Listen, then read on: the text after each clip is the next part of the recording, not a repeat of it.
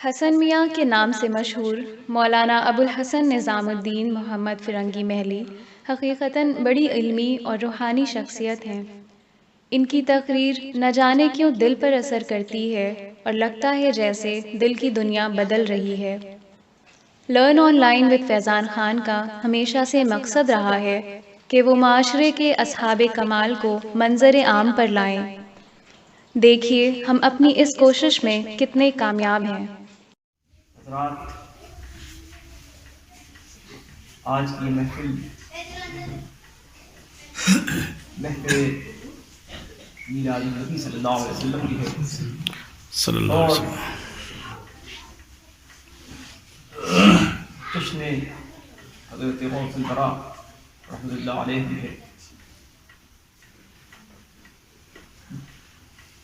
اس میں میلاد شریف کا بیان بھی ہوگا اور حضرت غوث العظم سیدنا شیخ عبدالقادر جیلانی رحمۃ اللہ علیہ کی سیرت پر بھی روشنی ڈالی جائے گی انشاءاللہ۔ یاد آتا ہے اس محفل میں آج سے 18 برس پہلے سن 2003 میں پہلی مرتبہ حاضری ہوئی تھی، جو حضرت مولانا عبدالمتین میاں صاحب محلی رحمۃ اللہ علیہ یہاں بیان فرمایا کرتے تھے، لیکن اس سال وہ علالت کی وجہ سے نہیں آ سکے اور انہوں نے خاکسار جو دیا تھا پہلی مرتبہ 2003 میں یہاں حاضری ہوئی تھی۔ اس کے بعد جب ان کو صحت حاصل ہوئی تو پھر تشریف لاتے رہے اور گاہے بگاہے کبھی ان کو بھیجتے رہے، وقفے وقفے سے یہاں حاضری ہوتی رہی اور آج 18 برس گزر چکے ہیں اس واقعے کو۔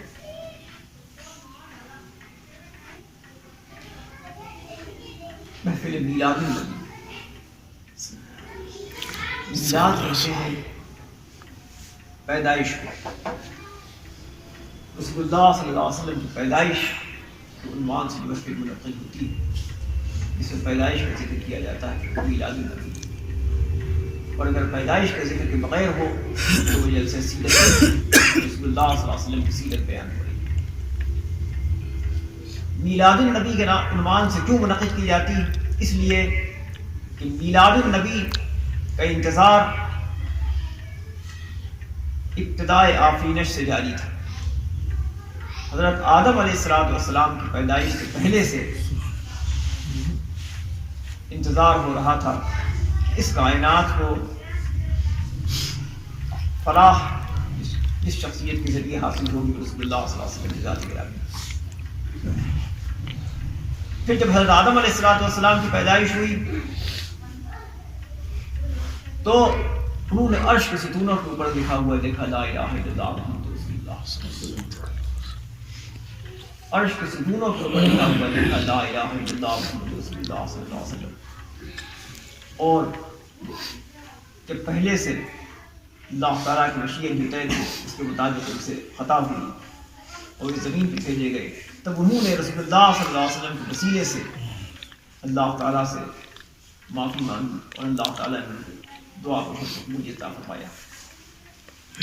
تو اللہ تعالیٰ نے پوچھا کہ تم نے ان کا نام کہاں سے جانا؟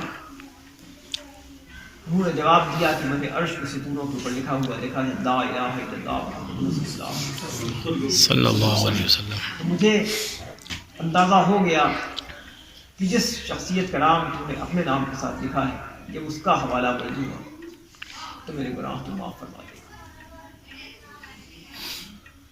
گویا ان کو یہ معلوم تھا کہ ان کی میں زیارت تو نہیں ابھی کر رہا ہوں، لیکن یہ میری اولاد میں پیدا ہوں اور ان کی پیدائش ہوگی اور میری اولاد کی اور اس کے بعد اس پوری نسل کی صلاح و فلاح انہی کے ذریعے مقدر ہے۔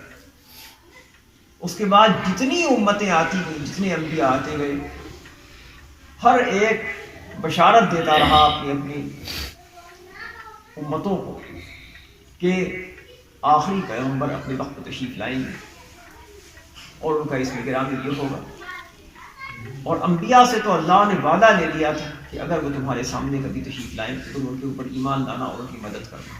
چنانچہ سب نے دعا بھی کی تھی کہ اللہ ان کی زیارت کریں، لیکن اللہ تعالیٰ نے یا ہم ان کی امت میں پیدا ہو، لیکن اللہ تعالیٰ نے صرف حضرت عیسیٰ علیہ السلام کی دعا کی شکر عمر عطا فرمایا، اور اب جب اس دنیا میں تشریف لائیں گے تو رسول اللہ صلی اللہ علیہ وسلم کی شریعت کی برابر کریں گے۔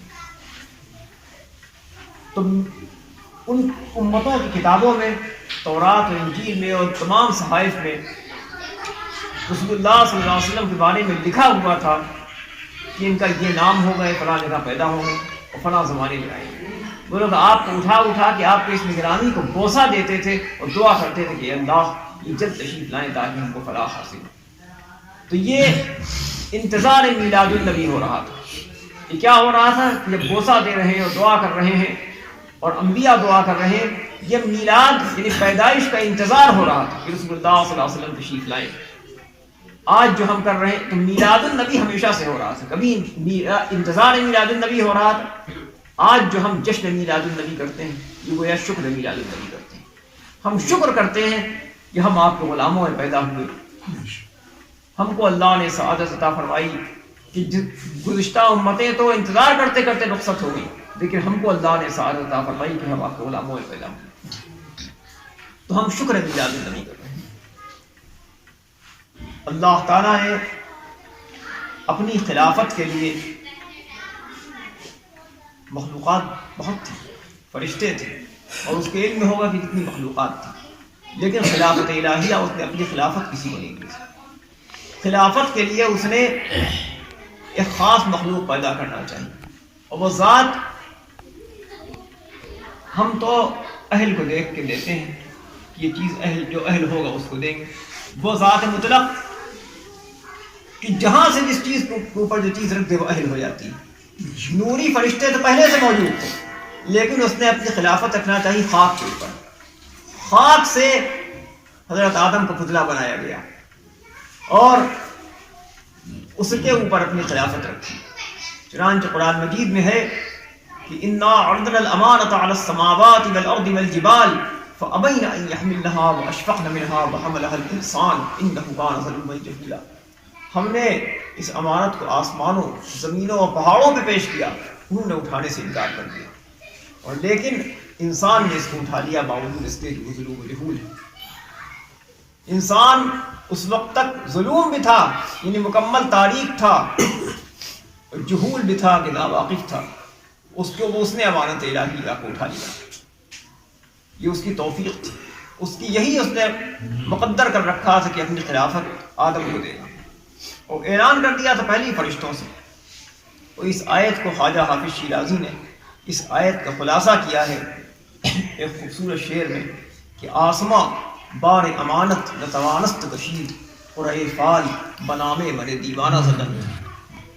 جو اسی کو میر تقی میر نے کہا ہے کہ سب پہ جس بار نے گرانی کی اس کو یہ ناتواں اٹھا لایا۔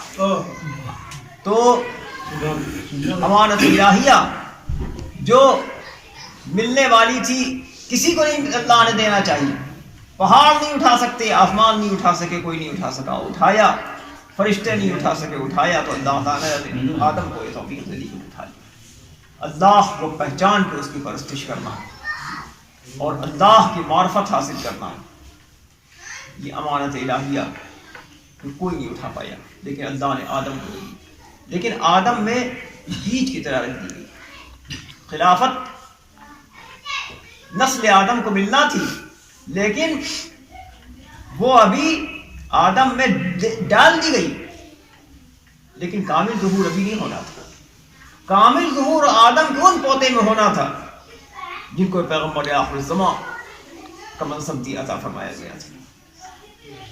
چنانچہ رسول اللہ صلی اللہ علیہ وسلم نے فرمایا ہے کہ میں نبی تھا، اس وقت نبی تھا، کنت نبیا وکان آدم بین الماء والطین، جب آدم پانی اور مٹی کے درمیان تھے تب میں نبی تھا۔ آدم بنا ہی نہیں تھا مگر میں موجود تھا، وہ طے تھا، آپ موجود تھے، ظہور اب ہونا تھا۔ جو آپ پیدا ہوئے یہ ظہور ہوا، جو نبوت کا اظہار فرمایا اور اعلان فرمایا، نبوت بھی پہلے سے حاصل تھی، نبی تھے۔ تو خلافت الہیہ ملنا تھی کس کو؟ آغاز آدم سے ہونا تھا، لیکن نقطہ عروج ہونا تھا رسول اللہ صلی اللہ علیہ وسلم کی ذات کے اوپر۔ مقام محمود آدم کو نہیں، رسول اللہ صلی اللہ علیہ وسلم کو، جس کے لیے ہم دعا کرتے ہیں کہ اللہ نے وعدہ کر رکھا ہے کہ مقام محمود ملے تو رسول اللہ صلی اللہ علیہ وسلم کو، جس کا کے لیے آپ نے وعدہ کر رکھا ہے۔ تو خلافت الہیہ کی تکمیل آدم سے آغاز ہوا، لیکن تکمیل رسول اللہ صلی اللہ علیہ وسلم کی ذات میں ہوئی۔ رسول اللہ صلی اللہ علیہ وسلم کے اوپر تکمیل نبوت ہے، اور خلافت الہیہ کامل خلافت تب ملے گی، اور کامل خلافت مکمل اپنی شان کے ساتھ جلوہ گر ہوگی حشر میں، جب بقاء محمود رسول اللہ صلی اللہ علیہ وسلم ملے گی۔ تو رسول اللہ صلی اللہ علیہ وسلم نے فرمایا اللہ نے آدم کو منتخب کر لیا تھا۔ آدم کو آپ نے اپنی میلاد کی حدیث کیا بیان فرمائی کہ اللہ نے آدم کو منتخب کر لیا تھا۔ کس کے لیے؟ یہی جو آیت میں کہ امانت الہیہ اٹھانے کے لیے، خلافت کے لیے آدم کو منتخب کر لیا۔ پھر وہ نور آدم کے تو بہت بچے تھے، جو سب سے سعید بچہ ہوتا تھا اس میں ان کو منتقل ہو جاتا ہے۔ چنانچہ شیس علیہ السلام میں نور منتقل ہوا، اچھوں سے اچھوں میں منتقل ہوتا ہوا حضرت ادریس علیہ السلام تک آیا، پھر حضرت نوح علیہ السلام تک آیا۔ فرمایا اللہ نے آدم کو منتخب کر لیا تھا، آدم سے نوح کو منتخب کر لیا تھا، نوح سے ابراہیم کو منتخب کر لیا تھا۔ حضرت ابراہیم علیہ السلام میں نور محمدی آیا، ورنہ اولاد آدم تو پوری دنیا میں پھیل چکی تھی، لیکن نور محمدی اور وہ امانت الہیہ، وہ خلافت الہیہ، وہ ہر ایک میں نہیں تھی کہ وہ پوری دنیا میں جہاں جہاں اولاد نسل آدم پھیلی ہوئی تھی، وہ ایک سے ایک منتقل ہوتا چلا رہا۔ وہ حضرت ابراہیم علیہ السلام نے تو جو کچھ بھی وہ خانہ کعبہ بنا رہے ہیں، پیغام حق دے رہے ہیں، وہ مقدمہ تھا رسول اللہ صلی اللہ علیہ وسلم کے پیغام، کیونکہ ان کے اندر وہ امانت تھی، وہ ابھی اس کو دیکھ نہیں رہے تھے، اور ان کو معلوم تھا کہ آخری وقت کے اوپر ایک پیغمبر آئیں گے، لیکن ان کے اندر ان کی پیشانی میں وہ نور ہے، یہ اللہ جانے کہ ان کو اس کی معرفت دی گئی کہ نہیں، لیکن وہ نور ان میں وہ امانت تھی۔ اب وہ خانہ کعبہ تعمیر کر رہے ہیں اور دعا فرما رہے ہیں کہ اے اللہ ربنا وابعث فیہم رسولا منہم یتلو علیہم آیاتک ویعلمہم الکتاب والحکمۃ ویزکیہم، کہ ہم تو اس وادی غیر ذی زرع میں اپنی اولاد کو آباد کر رہے ہیں، انہی میں ایک پیغمبر بھیج دے جن کو کتاب و حکمت کی تعلیم دے اور ان کا تزکیہ نفس کرائے۔ یہ بات ان کی زبان سے نہیں جاری ہو رہی ہے، اللہ نہیں جاری کرا رہا ہے کہ مجھے کو وہ کتاب دے دے اور مجھے مہین کا اولاد کے لیے ایسا پیغام چھوڑ جاؤں، کیونکہ ان کو معلوم تھا کہ آخری پیغام ان کو نہیں ملنا ہے، ورنہ اللہ قادر تھا کہ اگر وہ چاہتا تو آدم ہی کو وہ پیغام کامل دے دیتا، آدم ہی کو پیغام کامل دے دیتا، آدم ہی کو وہ کتاب دے دیتا، اور کوئی پیغمبر نہ نعوذ باللہ نہ نااہل تھا، نہ کوئی ناکام ہوا، جس کو جو جتنی خدمت دی گئی تھی اس نے انجام دے دی۔ اپنے شہر کے لیے بھیجے گئے زیادہ تر انبیاء، اپنی قوم کے لیے، اپنے خاندان کے لیے، اپنے قبیلے کے لیے، پوری دنیا کے لیے کوئی پیغمبر بھیجا ہی نہیں گیا تھا رسول اللہ صلی اللہ علیہ وسلم۔ تو میں آیت پڑھی وما ارسلناک الا رحمۃ للعالمین، ہم نے آپ کو دونوں عالم کی طرف رحمت بنا کے بھیجا، عالمین کو مخاطب کسی نے کیا ہی نہیں تھا۔ پورا قرآن مجید میں آپ دیکھ لیجیے، وَلَقَدْ أَرْسَلْنَا نُوحًا إِلَىٰ قَوْمِهِ، ہم نے نوح کو ان کی قوم کی طرف بھیجا، نہیں کہا گیا کہ ہم نے نوح کو عالمین کی طرف بھیجا۔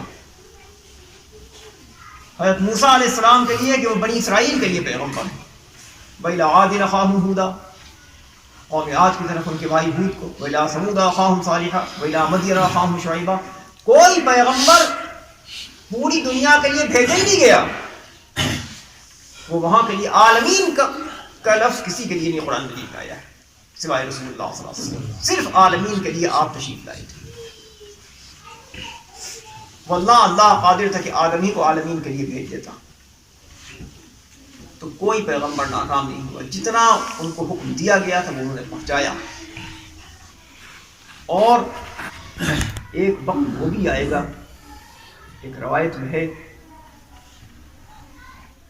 کہ حضرت نوح علیہ السلام کی امت سے اللہ تعالیٰ وہاں پوچھے گا، قرآن مجید میں ہے نا کہ فَلَنَسْأَلَنَّ الَّذِينَ أُرْسِلَ إِلَيْهِمْ وَلَنَسْأَلَنَّ الْمُرْسَلِينَ، کہ ہم کو پیغمبروں سے بھی ہم پوچھیں گے کہ تم نے پیغام پہنچایا تھا کہ نہیں، ہم ان لوگوں سے پوچھیں گے ان کی امتوں سے بھی کہ پیغام تمہارے پاس آیا تھا کہ نہیں۔ تو کہتے ہیں کہ نوح علیہ السلام کی امت انکار کر گئی، وہ کہے کہ ہمارے پاس کوئی پیغمبر ہی نہیں آیا، تو ان سے کہا جائے گا کہ کوئی گواہ لاؤ، کوئی تمہاری گواہی دے گا، تو رسول اللہ صلی اللہ علیہ وسلم اور آپ کی امت گواہی دیں گے کہ یہ ہماری انہوں نے پیغام پہنچایا تھا۔ قرآن مجید میں فَكَيْفَ إِذَا جِئْنَا مِنْ كُلِّ أُمَّةٍ بِشَهِيدٍ وَجِئْنَا بِكَ عَلَىٰ هَٰؤُلَاءِ شَهِيدًا، تو آپ گواہی دیں گے اور آپ کی امت گواہی دے گی کہ ہاں انہوں نے اپنی امت کو پیغام پہنچایا تھا، انہوں نے انکار کیا۔ تو عالمین کے لیے صرف رسول اللہ صلی اللہ علیہ وسلم تشریف لائے. حضرت ابراہیم علیہ السلام خانہ کعبہ تعمیر کر رہے ہیں, دعا کر رہے ہیں کہ اے اللہ انہیں کو ایسا رسول بھیجے جن کو کتاب و حکمت کی تعلیم دے اور کا تذکیہ کرائے. اب خانہ کعبہ انہوں نے بنا دیا, لیکن اس کو مرکز انہوں نے نہیں بنایا عالم کا. آپ دیکھ لیجئے کہ مرکز خانہ کعبہ نہیں بلکہ مرکز تو رسول اللہ صلی اللہ علیہ وسلم کی توجہ بنی. ہجرت کے بعد جب 17 مہینے تک آپ نے خانہ کعبہ کی طرف پشت کر لی اور بیت المقدس کی طرف رخ کر لیا تو بیت المقدس قبلہ ہو گیا اور خانہ کعبہ پر سے پشت چلا گیا. اور اللہ تو ہر طرف ہے. قرآن مجید میں اینما تولوا فثم وجہ اللہ. قبلہ کیا ہوگا؟ قبلہ اس لیے خانہ کعبہ بنا کہ رسول اللہ صلی اللہ علیہ وسلم کی خواہش تھی. اب بنی اسرائیل سے جب بنی اسماعیل میں امامت منتقل ہو چکی ہے تو بنی حضرت اسماعیل امامت کی تعمیر میں شریک تھے, اس کو قبلہ ہونا چاہیے. مسجد بنی سلمہ میں رسول اللہ صلی اللہ علیہ وسلم نماز پڑھا رہے ہیں ظہر کی عصر کی 2 رکعتیں پڑھا چکے ہیں کہ آپ کے دل قلب مبارک میں خیال آیا اور آپ بار بار آپ کی نگاہیں آسمان کی طرف اٹھ رہی ہیں کہ شاید حضرت جبریل علیہ السلام ایسا حکم لے کے آ جائیں کہ خانہ کعبہ قبلہ ہو گیا. تو قرآن مجید میں یہ نہیں کہا گیا کہ وہ قبلہ کوئی قطعی تھا, ورنہ اگر قطعی ہوتا کہ اللہ کہ نعوذ باللہ اللہ کی کوئی جہت ہے تو حضرت آدم کے وقت سے قطعی ہوتا. کیا کہا گیا؟ قد نرا تقلب وجهك في السماء, یقیناً ہم نے بار بار آپ کا منہ آسمان کی طرف اٹھنا دیکھ لیا. فلنولینک قبلۃ ترضاها, ہم اس قبلے کی طرف آپ کو متوجہ کر دیں گے جہاں آپ چاہتے ہیں, جہاں آپ کی خوشنودی ہے, آپ کی رضا ہے. وہ آپ کی رضا ہے کہ خانہ کعبہ قبلہ ہو جائے تو ہم ادھر متوجہ کر دیں گے. فولی وجهک شطر المسجد الحرام, اب آپ اپنا منہ مسجد حرام کی طرف پھیر دیجیے. 2 رکعتیں ادھر پڑھا چکے تھے, 2 رکعتیں خانہ کعبہ کی طرف پڑھائیں. جو صف اول تھی وہ صف آخر ہو گئی, صف آخر تھی وہ صف اول ہو گئی. اور اگر کہیں آپ کسی تیسری طرف متوجہ ہو جاتے تو وہ قبلہ ہو جاتی وہ جگہ. مسجد نبوی کو کہہ دیتے کہ یہ قبلہ ہے تو وہ قبلہ ہو جاتی. تو خانہ کعبہ کی تعمیر حضرت ابراہیم علیہ السلام نے ضرور کی, لیکن کائنات کا قبلہ اس کو رسول اللہ صلی اللہ علیہ وسلم نے بنایا. اور اللہ نے رسول اللہ صلی اللہ علیہ وسلم جو خوشنودی ہے بنایا, ورنہ جدھر آپ کو خوشنودی ہوتی ہے وہ قبلہ ہو جاتا. تو حضرت ابراہیم علیہ السلام میں نور محمدی آیا, اور وہ نور جو ان کے پیشنی میں تھا وہ انہوں نے کئی شادیاں کی تھی. ان کی ایک اہلیہ حضرت سارہ تھی, ان سے حضرت اسحاق علیہ السلام, ایک حضرت قطورہ تھی, ان سے مدین تھے, حضرت ہاجرہ سے حضرت اسماعیل تھی. لیکن حضرت اسماعیل علیہ السلام نور محمدی سے حامل ہوئے, ان کی پیشانی میں چمکا, اس لیے کیونکہ اس دعا میں والد کے ساتھ شریک تھے جو دعا کر رہے تھے. حضرت اسحاق علیہ السلام میں ان کے بڑے صاحبزادے ہیں, ان کی اولاد میں 70 سے زائد انبیاء مبعوث ہوئے. سارے مشہور انبیاء انہی کے اولاد میں ہوئے. ان کے صاحبزادے حضرت یعقوب علیہ السلام, حضرت یوسف علیہ السلام, حضرت داؤد علیہ السلام, حضرت سلیمان علیہ السلام, حضرت موسیٰ علیہ السلام, حضرت ہارون علیہ السلام, حضرت زکریا علیہ السلام, حضرت یحییٰ علیہ السلام, اور پھر حضرت عیسیٰ علیہ السلام, حضرت زکریا علیہ السلام وغیرہ, سب ان کی اولاد میں تھے.